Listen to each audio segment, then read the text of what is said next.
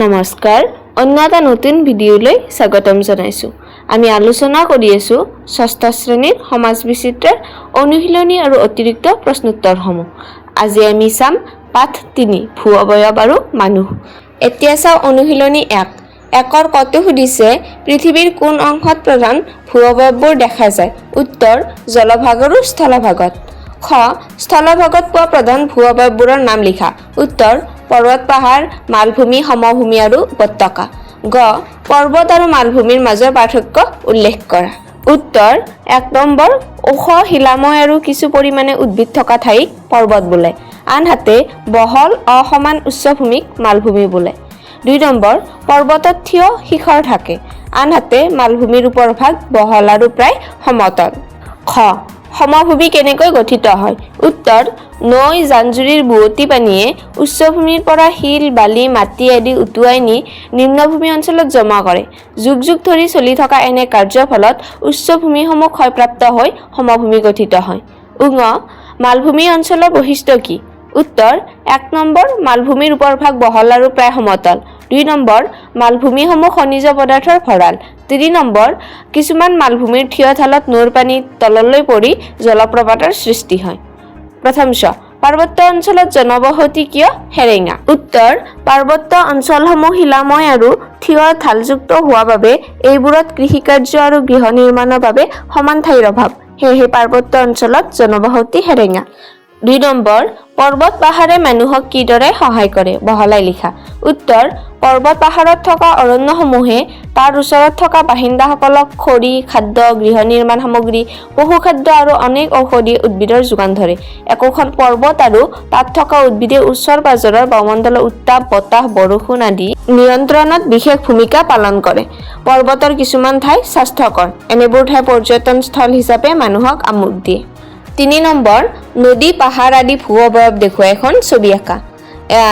কিতাপত এই ছবিখন আছে, তোমালোকে এইখনো আঁকিব পাৰা আৰু নিজাকে পাহাৰ নদী থকা তেনেকৈ এখন ছবিও আঁকি ল'ব পাৰা। অনুশীলনী ২। একৰ কটো সুধিছে জলমণ্ডল কাক বোলে? উত্তৰ সাগৰ, মহাসাগৰ, উপসাগৰ, নদ-নদী, হ্ৰদ আদি সকলোকে একেলগে জলমণ্ডল বোলে।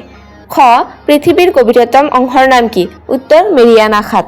গ সম্পূৰ্ণকৈ মহাদেশৰ মাজত অৱস্থিত এখন সাগৰৰ নাম লিখা। উত্তৰ আৰল সাগৰ। খ নদীৰ উৎস বুলিলে কি বুজা? উত্তৰ যি ঠাইৰ পৰা নদীৰ জলধাৰা আৰম্ভ হয় তাকে নদীৰ উৎস বোলে। ঙ শাখা নৈ কি? উত্তৰ এখন নদীৰ পৰা এভাগ জলধাৰা ওলাই গৈ সেই একেখন নদীতে পৰিলে তাক শাখা নৈ বোলে। ২ নম্বৰ চমু টোকা লিখা। ক সাগৰ, মহাসাগৰ। উত্তৰ পৃথিৱীৰ উপৰিভাগৰ শতকৰা ৭১% অধিক অংশ পানীয়ে আগুৰি আছে, তাৰে আকৌ ৯৭% সাগৰ মহাসাগৰে আগুৰি আছে। প্ৰশান্ত মহাসাগৰ, আটলান্টিক মহাসাগৰ, ভাৰত মহাসাগৰ, উত্তৰ মহাসাগৰ আৰু দক্ষিণ মহাসাগৰ এই ৫খন মহাসাগৰে প্ৰধানকৈ পৃথিৱীৰ জলভাগ নিৰূপণ কৰিছে। প্ৰশান্ত মহাসাগৰ পৃথিৱীৰ বৃহত্তম আৰু গভীৰতম মহাসাগৰ। মহাসাগৰবোৰৰ কিছুমান বিশেষ অংশক সাগৰ বা উপসাগৰ বোলে। সাগৰবোৰ সাধাৰণতে মহাদেশৰ গাত লাগি থাকে। সাগৰ মহাসাগৰবোৰ নানা প্ৰজাতিৰ উদ্ভিদ আৰু প্ৰাণীৰ ভঁৰাল। সাগৰ মহাসাগৰত থকা প্ৰাণীবোৰৰ ভিতৰত তিমি মাছ সৰ্ববৃহৎ। খ নদ-নদী। উত্তৰ ভূপৃষ্ঠত উচ্চভূমিৰ পৰা নিম্নভূমিলৈ বিশেষ পথেৰে প্ৰবাহিত হৈ থকা জলধাৰাক নদী বোলা হয়, যেনে ব্ৰহ্মপুত্ৰ নদী। সাধাৰণতে বৰষুণ, বৰফ গলা পানী আৰু ভূগৰ্ভৰ পৰা নিগৰি অহা পানীয়ে নৈৰ সৃষ্টি কৰে। যি ঠাইৰ পৰা নদীৰ জলধাৰা আৰম্ভ হয় তাকে নদীৰ উৎস বোলে। নদীৰ উৎস পৰ্বত, পাহাৰ, মালভূমিৰ দৰে উচ্চভূমি হ'ব পাৰে। উৎসৰ পৰা নানা ঠাইৰ মাজেৰে বৈ গৈ নদী কোনো হ্ৰদ বা সাগৰত পৰে। গ সিক্তভূমি বা আৰ্দ্ৰভূমি। উত্তৰ নদী, উপত্যকা, পৰ্বত, পাহাৰ, মালভূমি আদিত থকা সৰু ডাঙৰ জলাশয়বোৰক আৰ্দ্ৰভূমি বা সিক্তভূমি বোলে। সাধাৰণতে যিকোনো নদী উপত্যকাৰ সমভূমিবোৰত থকা জলাশয় যেনে বিল, জলাহ, দোৱাহ, হোলা পুখুৰী, দলনি, পিটনি আদি একোটা আৰ্দ্ৰভূমি। সাগৰৰ পাৰতো এনে আৰ্দ্ৰভূমি থাকে। প্ৰাকৃতিকভাৱে সৃষ্টি হোৱাৰ উপৰি মানুহে খান্দি বা নৈ আদিত বান্ধ দিও আৰ্দ্ৰভূমিৰ সৃষ্টি কৰিব পাৰে। আৰ্দ্ৰভূমিবোৰ বছৰৰ বেছিভাগ সময় সিক্ত বা জলমগ্ন হৈ থাকে। এইবোৰত জলজ উদ্ভিদ আৰু মাছ, কাছ প্ৰচুৰ পৰিমাণে থাকে। খ হ্ৰদ। উত্তৰ স্বাভাৱিকতে চাৰিওফালে স্থলভাগে আগুৰা জলভাগকে হ্ৰদ বোলে। পৃথিৱীৰ বিভিন্ন ঠাইত বিভিন্ন আকৃতিৰ হ্ৰদ দেখা যায়। ৰাছিয়াৰ বৈকাল হ্ৰদ হ'ল পৃথিৱীৰ আটাইতকৈ গভীৰ হ্ৰদ। আকাৰত বিশাল হ্ৰদক সাগৰ বুলিও কোৱা হয়। বৰষুণ, হিমবাহ, নৈ, ভূগৰ্ভৰ পানী আদি বিভিন্ন উৎসৰ পৰা হ্ৰদলৈ পানীভাগ আহে।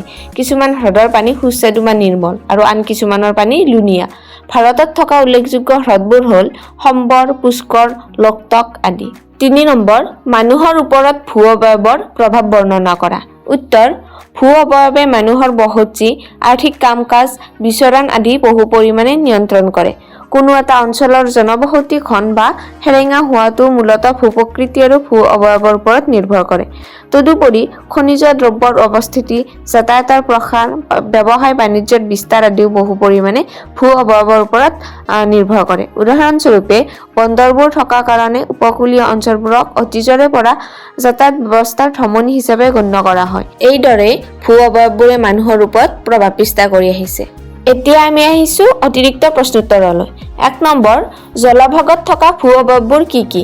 উত্তৰ: সাগৰ, মহাসাগৰ, নদ-নদী, বিল, জলাহ আদি। 2 নম্বৰ, কেনেকৈ হিমবাহৰ সৃষ্টি হয়? উত্তৰ: পৰ্বতৰ ঢালেৰে বৰফৰ খণ্ড নামি আহিলে হিমবাহৰ সৃষ্টি হয়। 3 নম্বৰ, পাহাৰ কাক বোলে?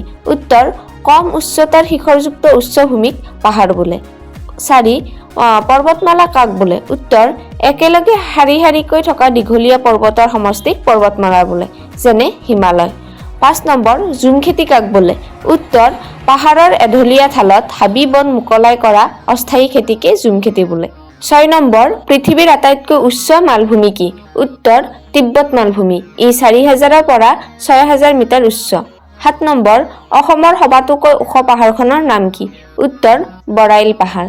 8 নম্বৰ, সমভূমি কাক বোলে? উত্তৰ: ভূপৃষ্ঠৰ সমতল ঠাইবোৰক সমভূমি বোলে। 9 নম্বৰ, সমভূমি অঞ্চলত জনবসতি কিয় অধিক? উত্তৰ: কিয়নো সমভূমিসমূহ সাৰুৱা আৰু কৃষিকাৰ্যৰ বাবে অতি উপযোগী। লগতে ই বাট-পথ নিৰ্মাণৰ বাবেও সুবিধাজনক। নিৰ্মাণ কাৰ্য আৰু পৰিবহণৰ সুবিধাৰ বাবে সমভূমিত কল-কাৰখানাও গঢ়ি উঠে। এনেবোৰ সুবিধা থকাৰ বাবে সমভূমি অঞ্চলত জনবসতি অধিক। 10 নম্বৰ, উপত্যকা কাক বোলে? উত্তৰ: দুলানি উচ্চভূমিৰ মাজত নদী বা হিমবাহে সৃষ্টি কৰা দীঘলীয়া নিম্নভূমিকে উপত্যকা বোলে। 11 নম্বৰ, বৰাক উপত্যকাত থকা জিলা 3খন কি কি? উত্তৰ: কাছাৰ, শ্ৰীভূমি আৰু হাইলাকান্দি। 12 নম্বৰ, প্ৰশান্ত মহাসাগৰৰ কালি কিমান? উত্তৰ: 165.2 নিযুত বৰ্গ কিলোমিটাৰ। 13, মেৰিয়ানা খাতৰ গভীৰতা কিমান? উত্তৰ: 10,984 মিটাৰ। 14, নদীৰ অৱবাহিকা কাক বোলে? উত্তৰ: কোনো এখন নদীলৈ যিমান ঠাইৰ পৰা পানী আহে সেই গোটেইখিনি ঠাইকে নদীখনৰ অৱবাহিকা বোলে। 15 নম্বৰ, উপনৈ কাক বোলে? উত্তৰ: এখন সৰু নৈ বৈ আহি এখন ডাঙৰ নদীত মিলিলে সৰু নৈখনক উপনৈ বোলে, যেনে দিখৌ, কপিলী আদি। 16 নম্বৰ, মোহনা কি? উত্তৰ: নদী গৈ সাগৰ বা হ্ৰদত মিলিত হোৱা অংশক মোহনা বোলে। 17 নম্বৰ, নদীদ্বীপ কাক বোলে? উত্তৰ: নদীয়ে কঢ়িয়াই অনা শিল, বালি, বোকাৰ লগতে অন্যান্য জৈৱিক পদাৰ্থ ইয়াৰ গতিপথত জমা হয়। তেনে ঠাইত কিছু সংখ্যক তৰু তৃণও গজি উঠে। ইয়াৰ ফলত নদীৰ বুকুত এক বিশেষ ধৰণৰ ভূ-অৱয়ৱৰ সৃষ্টি হয়। ইয়াকেই নদীদ্বীপ বোলে, যেনে মাজুলী। আৰু এটা প্ৰশ্ন আহিব পাৰে তোমালোকৰ যে পৃথিৱীৰ বৃহত্তম নদীদ্বীপ কোনটো? ইয়াৰ উত্তৰ হ'ব মাজুলী, যিটো আমাৰ অসমত আছে। 18 নম্বৰ, জলবায়ুৰ পৰিৱৰ্তন কাক বোলে? উত্তৰ: কোনো এক অঞ্চলত সচৰাচৰ পৰিলক্ষিত হোৱা উষ্ণতা আৰু বতৰৰ দীৰ্ঘম্যাদী পৰিৱৰ্তনক জলবায়ুৰ পৰিৱৰ্তন বোলে। এই পাঠটোৰ ইমানখিনি প্ৰশ্নোত্তৰে আছিল। ইয়াৰ পিছৰ পাঠটো আমি নেক্সট ভিডিঅ'টোত আলোচনা কৰিম। তোমালোকে চেনেলটো ছাবস্ক্ৰাইব কৰি থবা আৰু ভিডিঅ'টো যদি ভাল পাইছা তেন্তে লাইক, কমেণ্ট আৰু শ্বেয়াৰ কৰিবা। ধন্যবাদ।